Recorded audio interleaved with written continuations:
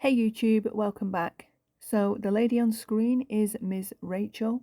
She has a following on YouTube of 14.3 million subscribers, and we're going to discuss her today, namely because she's being pushed by an organization to be investigated by the Trump administration for accusations she's pumping out, and I'm going to use the acronym H4M45. For a banned organisation you get stigmatised for mentioning, all over her Instagram feed. Okay, so this organisation is called StopAntisemitism.org, and I'm going to read this post that's on your screen right now. So, US YouTube star and child educator Rachel Griffin Akerso, better known as Ms. Rachel, is being targeted by a pro-Israeli group over Instagram posts in which she advocates for the basic rights of Palestinian children. In a letter to the US Attorney General, the Stop Antisemitism group accuses Akerso of spreading propaganda and is calling for a federal investigation into whether she is being paid to share pro-Palestine content, suggesting this could violate a law aimed at preventing secret foreign influence in the US. Akerso says she feels compelled to speak out after seeing a video of a traumatized Palestinian child who survived an Israeli bombing in Gaza. In January, she revealed she'd been harassed and bullied online after raising over $50,000 for humanitarian causes, including aid for Gaza. Right, so that post is by TRT News, in case you're away from your screen, and we're going to talk about it, the manipulation, all of it. Now, according to this post we read, they're accusing her of being a foreign agent, and StopAntisemitism.org has a problem with her because she's drawing great attention to the heinous situation affecting so many children in Gaza. Now, if you're new to the arena of AIPAC, or the fact that establishment operates in the USA and is a real foreign agent that isn't recognized as such legally, if you're new to the fact 80% of all American congressmen, politicians has an AIPAC handler, if you're new to the fact Israel gets to make wild accusations and speculations about any of us raising awareness about facts that don't favour them and suffer detrimentally because of it, I don't think I can help you. You're in too deep, and it's not my job to pull you out. I'm going to be reporting on the facts here, and the facts are this is absolutely incredulous. So StopAntisemitism.org sent a strongly worded letter to Pat Bondi, the Attorney General, urging her to investigate Ms. Rachel. Ms. Rachel creates content for kids, and hopefully right now images of Rachel and these children that she shared on her Instagram feed should be appearing on your screen. Now, these children in Gaza, the ones shown specifically on Rachel's Instagram, watch her, okay? From Gaza, they watch her. They've sent her images and videos telling her she's their light. And in fact, Rachel's created a post, for example, telling them, no, you're the light. I mean, this woman is just an amazing person. And just a side note here, as an activist for over 25 years for Palestine, to witness this random American I never heard of prior to this with such a huge following take time out of her busy first world life to draw attention to these children that know nothing but war in Gaza. I mean, if you're 15 in Gaza, you're living through your fourth war. So some of the statistics will be appearing on the screen as the pictures change, which you can take a look at. They are factual. I don't share propaganda. Back to what I was saying. So I've done this 25 years in real life and online. I'm experienced as much as anyone can be about Palestine, occupied Palestine and Gaza, the occupation, the things I've witnessed firsthand, the accounts of experiences and the living conditions for Palestinians. I know my way around the atrocity landscape, vacant of any and all human rights, that is occupied Palestine. My point is, I looked at her Instagram and I cried. Whenever I come across people, especially with a huge following in the real world, that actually use their voice, knowing how terrifying Israel is, labelling us as anti-Semites, and how frightening and disgusted I used to be by being called that term, because they stop at nothing to smear you, label you, publicly ridicule you, cause you to lose your jobs. They write articles on you. They essentially blacklist you to the nth degree, giving you no way to challenge the lies they spew. You're effectively cancelled in every sense of the word. And it's not like this 5-minute cancelled either. You're cancelled for life. One personal story. So my online activism has often been around drawing and encouraging conversation with those with opposing views. Because I'm of the mindset I can't sit in a bubble of fellow pro-Palestinian friends and other likewise minded activists, because they're already educated, they know. Yes, I want them to follow my accounts and keep up to date with the day-to-day situations and things like that occur, but I need to be out of that really to make any kind of social change, in my opinion. And the truth must be heard by those who haven't heard it. So the actual crux of the story is, one of the things that I used to do would be to go to the IOF Twitter accounts and draw up some conversation, because they'd regularly post these heinous pictures of all kinds. One milder one, for example, was they would post pictures of these t-shirts that you could purchase, and on the front of the t-shirt you'd be able to see like a sniper target lens, and then in between the sniper target lens you'd see a silhouette of a woman in hijab who was pregnant with an obvious bump, and in Hebrew it would say some catchphrase, 2 for 1. Okay, and only that person, as the silhouette, being of the Islamic faith or of an Arab heritage, could you be celebrated in the 20th or 21st century for wearing something so vile and horrific? Seriously. Well, these soldiers would post all this stuff, and I'd take it upon myself to debate with them about their stance. And now it goes without saying, Israel owns, creates and uses some of the scariest technology known and not yet known to man. Well, this one particular fine day, I'm debating with them and they weren't getting the reaction from me they wanted. I mean, they were neck deep in ad hominem attacks and cruel and vicious and vile statements as per. And it was to the point I'm like, Sonia, you aren't going to get anywhere, honey. Not today. This guy is too far gone. I mean, you're talking him needing some serious top-notch deprogramming care. No debate in the world was going to reach this guy's mind. So I tune this guy out and go about the rest of my business on Twitter, tweeting stats and facts and that kind of stuff. Anyway, the next minute I'm tagged and doxed all over. Yeah, these soldiers, part of the only democracy in the Middle East, this moral army is fighting a girl online because of a conversation where they didn't like words, and decided to launch an online assault with menacing captions. We know where you live, giving out my area, and blah, blah, blah. Okay, so that aside, back to Rachel. That's mild. Now, taking a look through Rachel's content, it's obvious this woman cares very much about children, all children, across all socials. You witness... Well, no, the Instagram, because she doesn't share anything to her YouTube account. The YouTube account is mainly aimed for children, and her Instagram account is more adult-themed content. It's more talking with adults and things like that, right? So you see what looks to be an organic concern after the situation over there is being brought to her attention about the lives of these children living in occupied Palestine.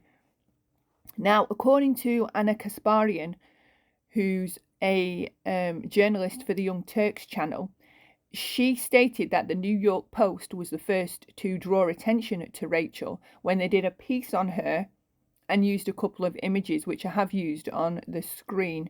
One was of Rachel with her eyes closed, her hands clasped together in what would be a Christian style of prayer, with the words, "This is a prayer for children in Gaza." And the second image showed Rachel in that same pose with the caption, "Please stop hurting them." So the New York Post was the first to draw attention to her being investigated. Okay, this ties in together, you see, because they all work together, not a conspiracy. The images, in my humble opinion, seem to be being used to label this woman as extreme. Okay, now I don't know what's offensive about praying for children in Gaza, but here we are. So, stopantisemitism.org say they care and value freedom of speech, but they want Rachel investigated because she's sharing misinformation about what's happening to children in Gaza. Now, Rachel, as I said, is sharing this on her Instagram, not her YouTube. Her Instagram has approximately 2.5 followers, and it's more adult-based content. She's simply highlighted facts about Gaza since 2023, and she's calling for better conditions and humanitarian aid reaching all children. Well, the director of stopantisemitism.org, Laura Rez, claims to feel aggrieved by this, and in her letter writes, and I quote, "Given the vast sums of foreign funds that have been directed towards propagandizing our young people on college campuses, we suspect there is a similar dynamic in the online influencer space." End quote. Oh, the irony. Now, if you're familiar with Israeli tactics, you'll know I shared TikToks 2 years ago of young influencers who shared emails offering them $4,000 and $5,000 if they stopped talking about Palestine. These guys have a vested history of doing exactly what they're accusing others of, doing what they're guilty of themselves. Cough, cough, APAC. So Rachel, everybody, who has at this point been viewed by about 10 billion times, is really in need of some bribe of $4,000 or $5,000, is she? She needs that to switch her politics. Is that what's happening? So some H4M45 pot member of the banned organisation we're not allowed to mention in the UK has sent her 4 or 5k so she switches her politics. Really? I am not going to quote which other shadowy organisations hiding behind a front and up to all kinds in the background from my own personal experience, but it's crazy how somebody that's getting over 10 billion views is going to be on the market for a small fee to change her politics. Absolute nonsense. Rachel does not seem to me to be in need of any money. She is doing quite well, okay? And as I said earlier, you can see that this was an organic interest and concern she started to have and share for these children in occupied Palestine. So the accusation, stands as Miss Rachel is taking money from foreign actors and absolutely not capable, with her mind, eyes and ears, able to draw an opinion based on facts. She must be linked to H4M45 or possibly Iran. Please. Anyway, the strongly worded letter goes on, and I quote, "We urge you and your office to investigate whether or not Miss Rachel is being remunerated to disseminate H4M45 aligned propaganda to her millions of followers, as this may violate the Foreign Agents Registration Act," and in brackets, FARA, end quote. Oh my God, please. So JFK was trying to get AIPAC on the books as a foreign agent, registered.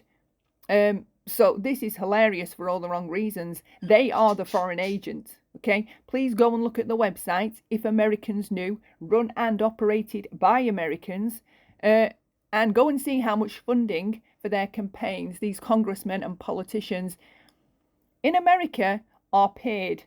I think you can even check it out on your gov.org websites over there, and it lists which politicians get what each term they're in office. It's pretty enlightening in the fact that just to know, money sways people, people sway policies. It's not rocket science what's going on. Okay, well, back to Rachel. I share the same sentiment of Anna Kasparian at the Young Turks channel.